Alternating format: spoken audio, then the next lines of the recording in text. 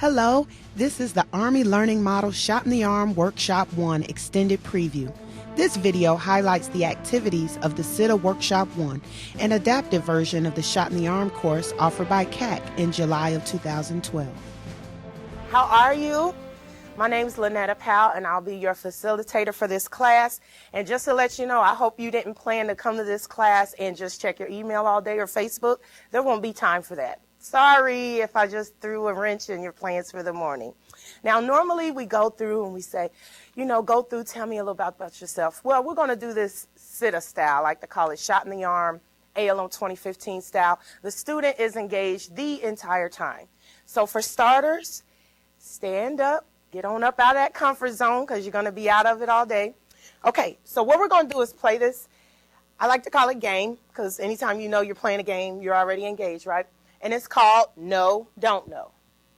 No, Don't Know. And the way No, Don't Know works is, if you notice behind Sergeant Fontanez, there is a list of what we normally cover with slides for our admin data, right? You normally sit through, let's just mix it up a bit. We're going to combine that with our introductions. So this is how it works. The first person will say, "Hi, I'm Lynetta, and I know where the restrooms are."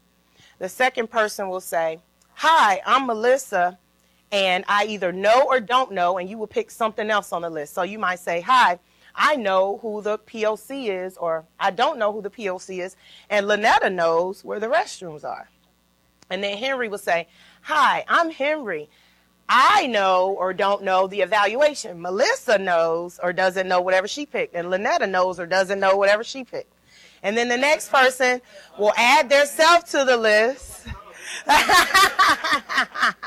Now, as the facilitator, I'm always at the end of the list. So I'm always going to have it the hardest. But you start, all right? And then we'll see how this goes. This is a student-centered way to cover some basic classroom activity. The evaluation was covered and includes pre-coursework and post-coursework. I'm Lynetta. I know all this stuff. I'll fill in the blanks. Melissa knows where the smoking is. Henry knows what lunchtime is. Al knows the environmental considerations. Sergeant Swift knows the schedule. Sergeant Hoskin knows lunchtime. Sergeant Fontanez doesn't know evaluation. Sergeant Williams knows where the bathrooms are. Jeff doesn't know safety requirements. Sergeant Heinisch knows the references. Ross knows, don't tell me, I know this one. Risk assessment? Nope. Dang it, bathrooms again. Right, restrooms. Mike knows the risk assessment. Major Henderson knows the Blackboard link. Yeah, and I know. Let's fill it in. Yay! So before we sit down, let's go through. So tell us what you know, Melissa. I just know that the smoking area. So you got to do the TLO, right? Here's our action for this workshop. We're going to include learner-centric experiential methodologies in a training or lesson plan. Again, if you didn't bring the lesson plan, you don't have it in hand, at least just be constantly thinking about the elements of that lesson plan and how you would revise it based on what we talk about. So the condition as a training or curriculum developer, instructor or facilitator or evaluator, given TP TRADOC pamphlet is better known as ALM 2015. And actually, when you look it up, it's called ALC 2015 because it was Army Learning Concept when they wrote it. But we refer to it as Army Learning Model because no longer is it a concept, it's a model that we're supposed to be following. We'll have some small group discussions and concrete experiences that you're bringing to the table, Blackboard access, the Classroom 21, and again, that affiliated training or lesson plan. The standard is that you're going to include at least 2 learner-centric activities into that training or lesson plan that you got in mind without increasing the lesson plan time. I know it seems impossible, but it is possible to do. We're going to just keep in mind, this is a workshop style, so we're really not going to do a lot of why, and I don't see how this is going to work, and blah, blah, blah, and I haven't really bought into it. What we're going to do is assume that everybody has read ALM 2015, and you're like, okay, how do I implement it? Because ultimately, whether I believe in it or not, I have to implement it. And I'm going to just give you all these different tools of how you could possibly implement it and then like adjust it to fit to you. It's really awesome. The biggest argument that we get as far as all of these student-centered type of activities is, my ratio is 1 to 54. My ratio is 1 to 104. How can I? That works great for small group. That is not going to work. We just got to stick to PowerPoint-led presentation. Well, if that is the case, come on in, sis. We have some techniques even for that. What I'm doing is I'm giving you it's kind of like an outline, a blank worksheet, right? You can use this anytime you have people that are coming to do briefs to your students, or if there is a piece where you just have to get the material out. There's really no creative way that you can think of to get the material out. It really is lecture based. Real simple. Give your students an activity to do while you're lecturing, and then make them accountable to completing it.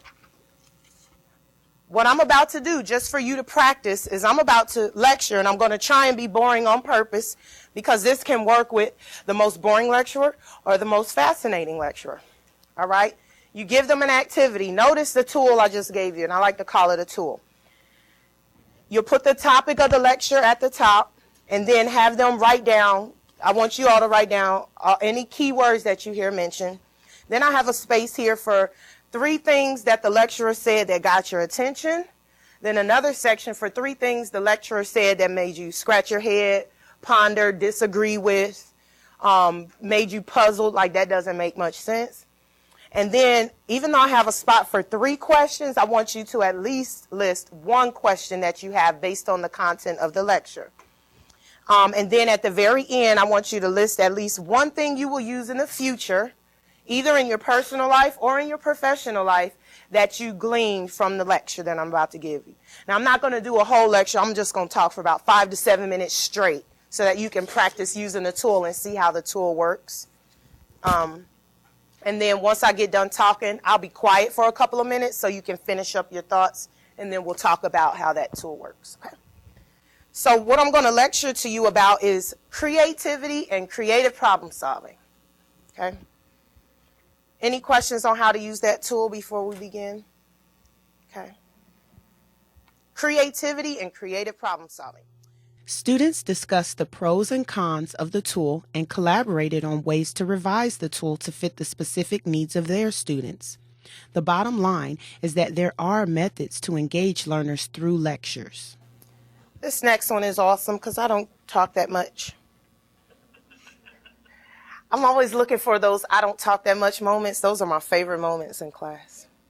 That should be all of our new favorite moments as instructors. All right, y'all. So this next part is called problem-solving activity. Okay? Again, be thinking of your class, and through all of this, be thinking of your classes and how you can incorporate these techniques. Okay? So this is a case study. What I'm going to have you do is read it. I know it looks long, but it's so super engaging. And after the first page, it's just conversational. It reads really quick. After you read that, I'm going to have you group up into 4 groups of 3, and you're just going to discuss what you would do to solve this guy's problem. But this guy definitely has a serious problem, all right? So I'll give you about 10 minutes or so to read that, and then we'll break off into groups and talk about it. Case studies, problem-based learning, and incident-based learning all promote collaboration and critical thinking, which are 21st century soldier competencies. Students discussed ways to incorporate case studies into their lesson plans. Y'all ready? Okay, it's field trip time. And where we're going is we're going to the new digital training facility. How many of you have already been over there and toured it? Okay, I have an alternative assignment for you. That is this. Field trips are a great way to allow students to create their own learning from a given experience. Our field trip had 2 benefits. We discussed how field trips could be incorporated into a lesson, and students learned of the capabilities of the digital training facility, which also supports a blended learning approach. The next thing we're going to do is a discussion now. One thing we got down packed is discussions when it comes to the military, right? the military style of teaching.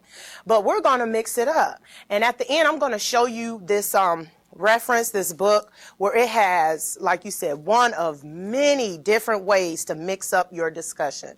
We know about turning point. There's a class at 1300 today to show you how to do turning point. So I won't show you that one. That's really awesome. But what I'm going to show you how to do is called the gallery walk. Anybody ever been to an art gallery? So in the art gallery, it's really nice because you're like walking around, right? So that's what you're going to do. This room, it's now a gallery. I don't know if you realize it, but it's a gallery. And it's a gallery of discussion questions. And what we're going to do is I'm going to break you up into 4 groups, all right? And I'm going to do that in about 30 seconds. And when I mean all-inclusive, what I mean is everyone is included in the discussion. So people can't fall out of a discussion and check their email or whatever the case may be. It's a lot harder to do it with this type of discussion, all right? So let's pretend that we are in a conflict management course, and we're going to have a discussion about conflict management, all right?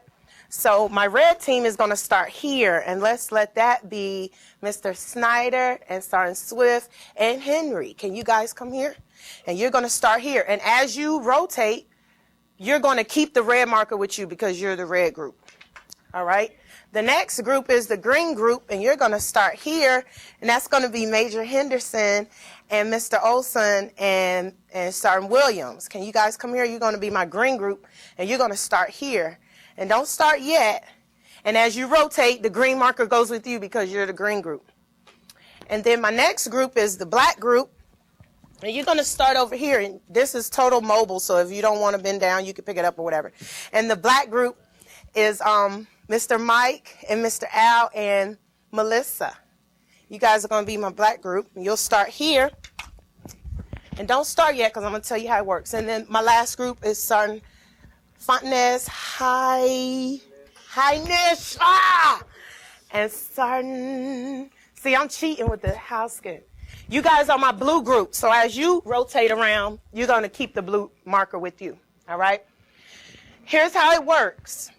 When we say begin, you're going to read your question, and you're going to answer it as thoroughly, as much as you can, as many different bullet points as you can, answer that question. When 3 minutes happens, I'm going to say rotate. We're going to rotate clockwise. You're going to take your marker with you, and you're going to add to the list that the group before you did without duplicating whatever they've already written. Then we'll rotate again, and then we'll rotate again so that you're back at your original question once we're done. Do y'all have any questions? Yes, write it on the board with your blue marker. Ready? Okay, go. Once students return to their original question, they analyze the additional answers. Participants were also encouraged to allow their students to text or tweet any questions or comments they had during the discussions. So what we're going to do next is we're just going to watch a little 5-minute video. And it's going to be a before and after. You ever seen those infomercials late at night?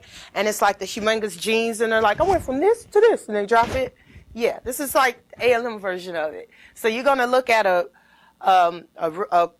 edited film of a class that doesn't exemplify ALM, and then you'll see one that has the students engaged the whole time. Again, very many facets of ALM, but Workshop 1 is focused on student-centered instruction. That's what we focus on in this workshop.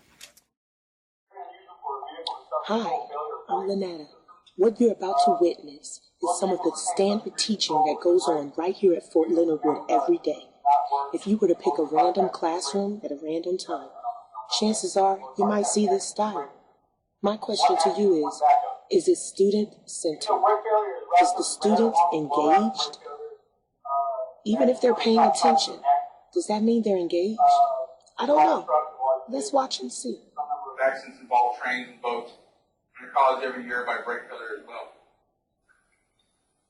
Like I said before, what do you get at? How was the reaction? What do you think about Okay, brakes? he's asking questions. That's good. Brakes are the most important thing probably in the vehicle besides the lubrication piece. Okay. Anybody else? You definitely can't be in control. Absolutely. Anybody else? Brake systems. That's it. His follow-up questions were, anybody else? And he asked that twice, and then he moved on. That's not student-centered, folks. Yourself and those around you, as shown, you can never cut corners when it comes to troubleshooting and repairing your brake system. You need to stop. And also you need to hold that vehicle in the drum or pads and rotors. Although this video is edited, this is pretty much how it went the whole time. Rather than sitting there and jamming on the brakes, you brake gradually as you're going down a steep hill or how else you can apply it. Engine brake, right, for large vehicles you have engine brake. One thing also, braking safety. Don't do it. Don't do it. All right, you Don't got do to it. correct and prevent defective He's and reading the slide to me, service and folks.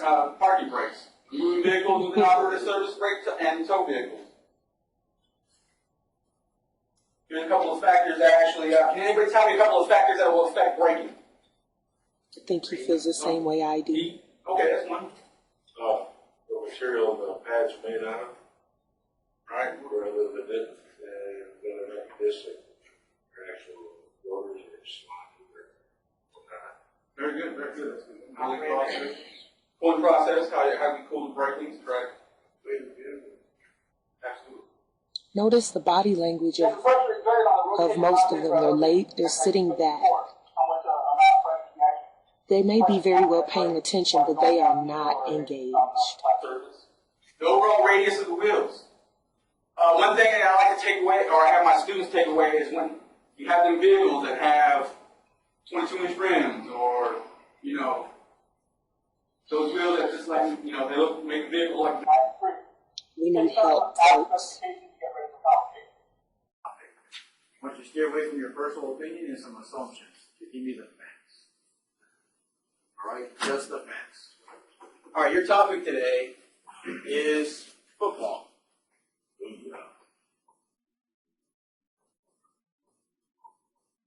We're going to go around a circle until you guys start repeating the same answers, or you can't come up with any more facts. So, Sergeant Craddock, give me a fact about football, and then we'll go to Sergeant Bennefield, Captain Brownfield. Another fact, Sergeant Bennefield. Football is played between two teams. Big contracts is the best sport. Abilities. It's a game we love. We watch it every Sunday. Some of us have kids that play it. I was born retired last year. Some call it Sergeant Craddock. You trying to Google researchable facts for football? Sure am. Let's go with they wear uniforms. Tebow. All right. So, what is your reaction to the game? Just the facts. It can go on for a very long time. What else? Sir? One of my reactions is some folks didn't follow the rules because some of that is illegal. Some people did not follow the rules. What are some examples of people that didn't necessarily follow the rules? Best sport.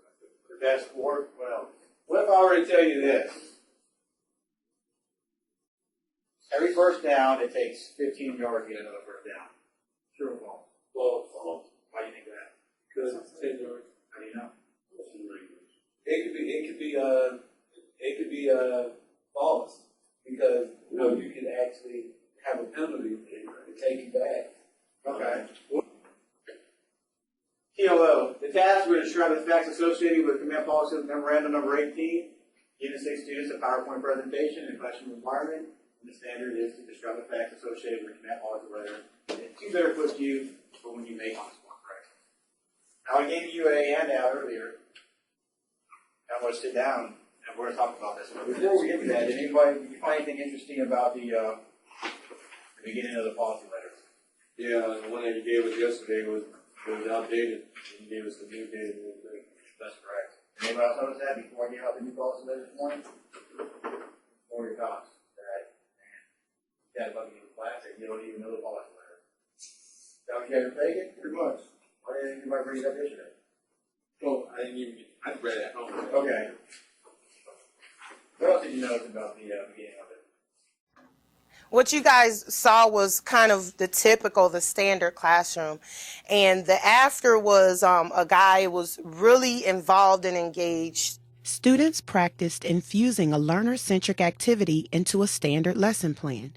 We discussed how all learner-centric methods don't work with all subjects, but if we try, many times we can figure out how to make our lessons more student-centered.